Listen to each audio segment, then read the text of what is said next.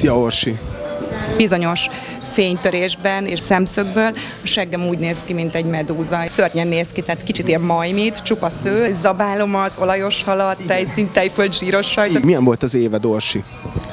Hát ilyen kellőképpen pocsék. Van valami gondolatod? Hát szinte semmit, rohadt szarul érzem magam. Tök jó, szonyú termékeket vásároltam, csak hogy szebb legyek. Megőrültem. Nincs hajad? Ez nagyon undorító lehet. Udvarlókat hajkurászol?